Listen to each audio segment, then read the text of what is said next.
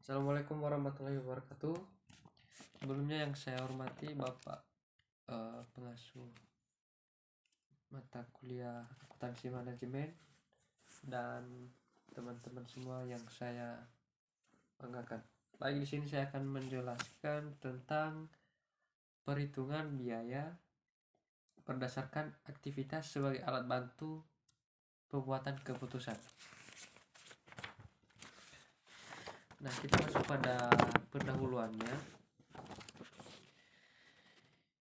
Menurut Hong Ren 2005, ABC atau Activity Based Costing merupakan metode perhitungan biaya yang didasarkan pada aktivitas perusahaan. Pendekatan ini didasarkan pada asumsi bahwa sumber biaya adalah kegiatan internal perusahaan, sehingga wajar jika biaya tidak langsung dialokasikan berdasarkan kegiatan tersebut.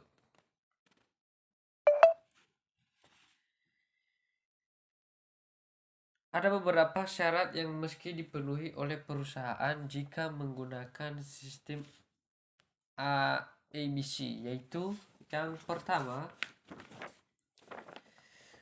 perusahaan dengan modal yang cukup. Perusahaan yang memakai banyak mesin dalam proses produksinya.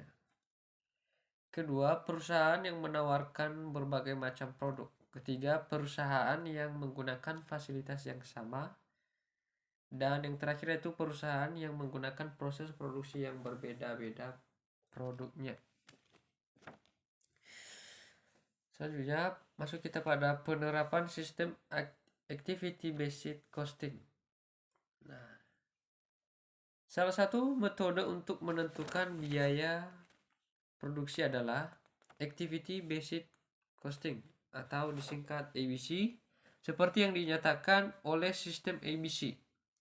Beberapa pemahaman itu diperlukan. Ada menurut Blocher tahun 2007, di mana ABC didefinisikan sebagai membebankan biaya sumber daya ke item biaya seperti produk, layanan, atau pelanggan berdasarkan aktivitas yang dilakukan untuk objek biaya yang lainnya. Biaya ini. Sedangkan menurut William Carter 2009, ABC didefinisikan sebagai perhitungan biaya yang memungkinkan alokasi beberapa biaya overhead berdasarkan satu atau lebih elemen yang tidak terhubung ke volume. Selanjutnya masuk pada produser penerapan ABC. Nah, menurut Kurniawati 2015, ABC diimplementasikan menggunakan dua prosedur yang berbeda. Yang pertama, atau prosedur pertama,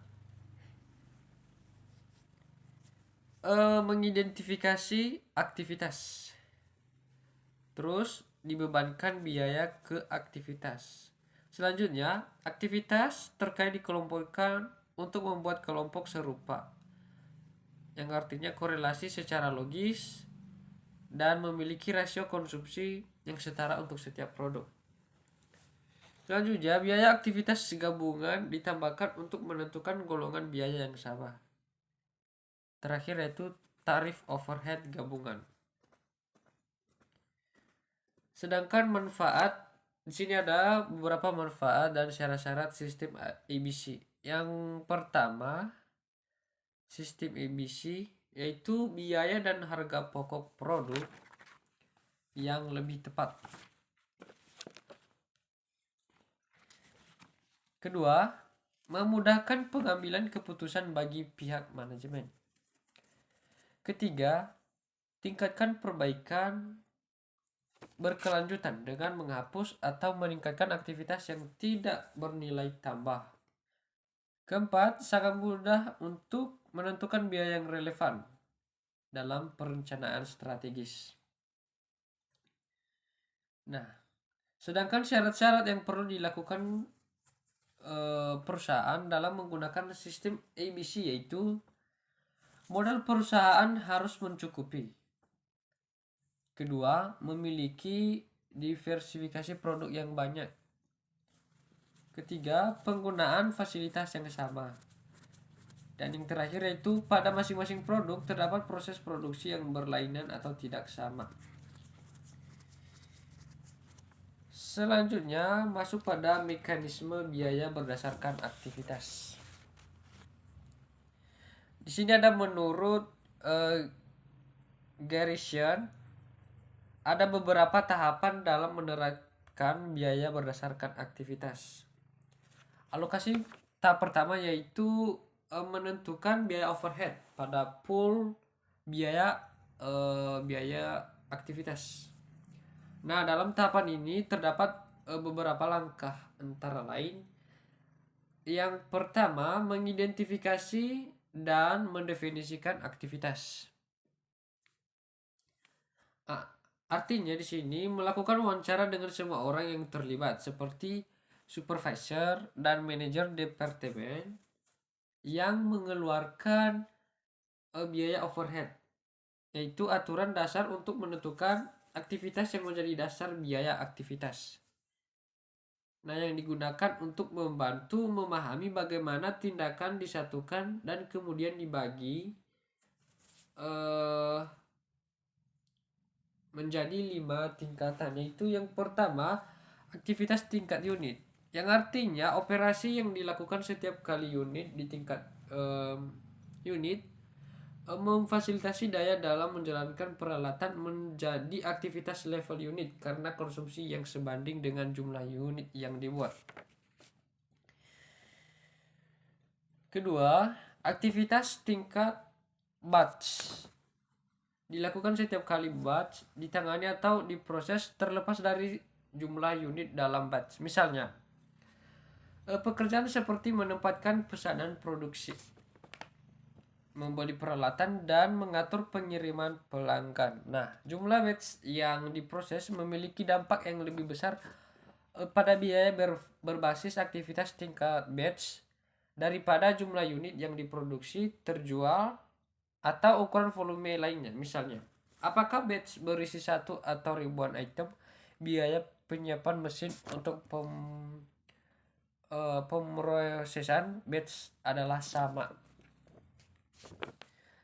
Selanjutnya, aktivitas tingkat produk, yang artinya aktivitas yang berkaitan dengan produk tertentu dan harus diselesaikan terlepas dari jumlah batch atau unit produk yang diproduksi atau dijual. Misalnya, merancang produk, mengiklankan produk, dan mempertahankan manajer dan personel produk adalah semua aktivitas tingkat produk.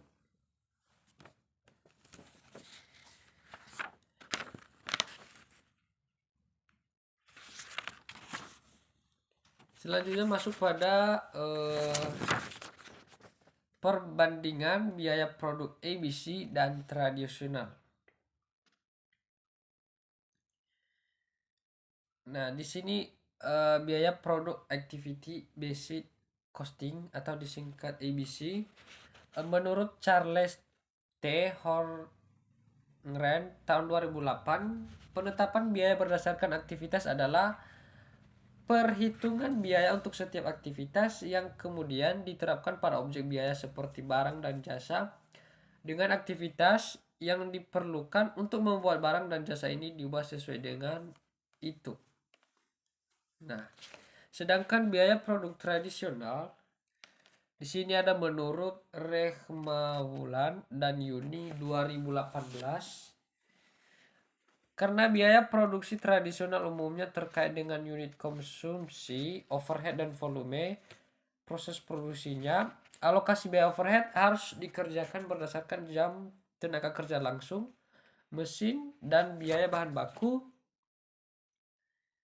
Biaya tradisional ini produk harus diperhitungkan oleh perusahaan yang memiliki aktivitas berbasis unit dan non-unit dengan rasio konsumsi yang sama. Nah, di sini ada kelebihan dan kekurangan biaya produk activity based costing ABC. Nah, yang pertama, biaya produk yang tampak nyata khususnya dalam industri manufaktur berteknologi tinggi di mana biaya overhead merupakan bagian besar dari total biaya. Terus yang kedua, biaya produk dapat ditelusuri kembali ke biaya overhead. Nah, analisis biaya aktivitas lantai non pabrik dapat dilacak menggunakan sistem biaya ABC sendiri yang memperhitungkan semua operasi.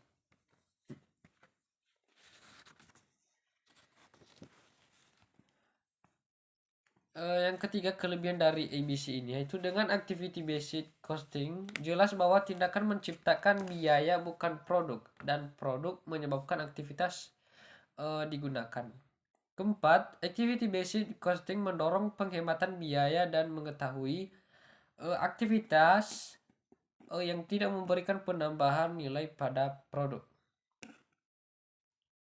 Kelima, penggerak biaya ganda digunakan, beberapa diantaranya sangat penting dalam transaksi berbasis volume produk atau berbasis transaksi. Keenam, pendekatan biaya berdasarkan activity based costing memberikan ukuran yang valid dari biaya produk variabel jangka panjang. Ketujuh, yaitu activity based costing cukup fleksibel dengan menyusuri biaya pada proses pelanggan, wilayah tanggung jawab manajerial, dan biaya produk. Sedangkan kekurangan dari ABC ini, yang pertama, dalam memperoleh data yang diinginkan itu cukup susah dan terlalu banyak metode-metode yang digunakan dalam mengumpul biaya dengan memakai sistem biaya ABC. Yang kedua, membutuhkan waktu yang lama dengan melaksanakan penerapan metode ABC ini dan umumnya bisa melebihi 1 tahun untuk bisa berhasil. Yang ketiga, biaya produk sistem activity based costing ini membuat manajer terus-menerus menerapkan perubahan dasar dalam pemikiran terkait biaya. Keempat, karena sistem biaya ini dimaksudkan sebagai alat pengambilan keputusan strategi jangka panjang, maka harus menggunakan semua pengeluaran sebagai biaya variabel untuk memahami biaya produknya.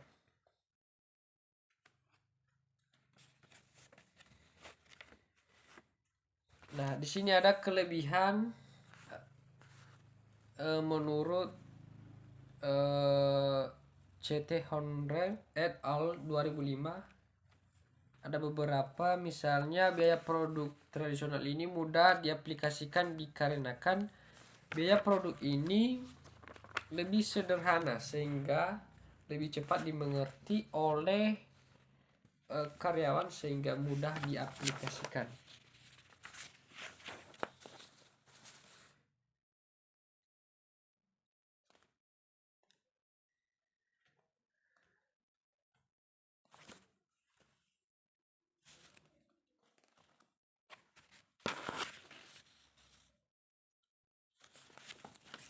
Selanjutnya yaitu analisis tindakan ABC.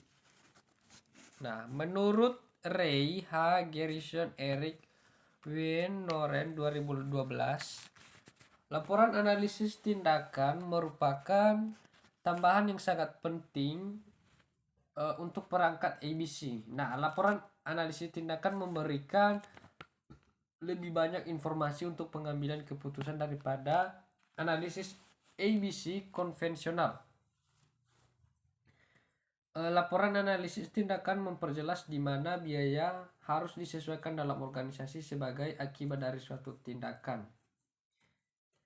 Nah, di sini ada langkah-langkahnya. Yang pertama yaitu menentukan aktivitas, kumpulan biaya aktivitas, dan ukuran aktivitas. Langkah kedua yaitu menetapkan biaya overhead ke pool biaya aktivitas. Langkah ketiga yaitu menghitung tingkat aktivitas laporan analisis tindakan. Yang keempat, pembebanan biaya overhead ke produk laporan analisis tindakan.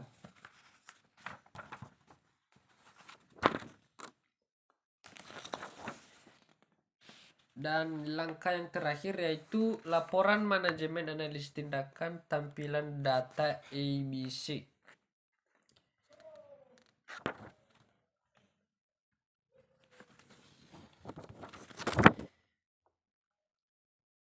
Nah, di sini ada perencanaan laba. Ada menurut Carter Asri tahun 2002, perencanaan laba adalah rencana kerja yang telah diperhitungkan dengan cermat di mana implikasi keuangannya dinyatakan dalam bentuk proyeksi perhitungan rugi laba, neraca, kas dan modal kerja untuk jangka panjang dan jangka pendek. Nah, perencanaan laba ini dilakukan untuk mencapai tujuan entitas dan sebagai acuan dasar bagi entitas untuk melakukan peningkatan maupun mempertahankan laba.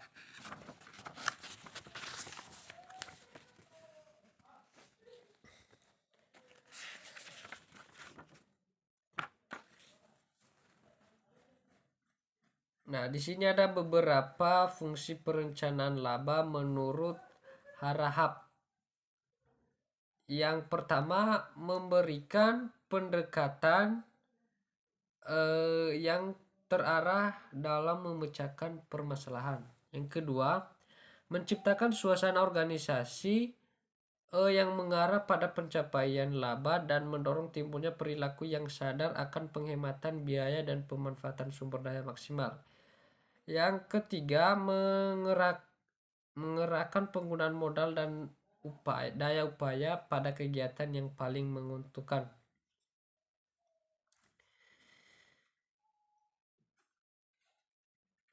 Sedangkan manfaat dari perencanaan laba ini menurut Harahap, yang pertama, pemecahan masalah yang lebih terarah. Yang kedua, perilaku yang menguntungkan ditandai dengan pemotongan biaya dan aktivitas sumber daya yang efisien. Ketiga, pusat sumber daya dan upaya pada aktivitas yang paling menguntungkan. Nah, itu saja yang bisa saya sampaikan pada materi sesi 4. Kurang lebih saya ucapkan terima kasih. Akhir kata saya ucapkan Assalamualaikum warahmatullahi wabarakatuh.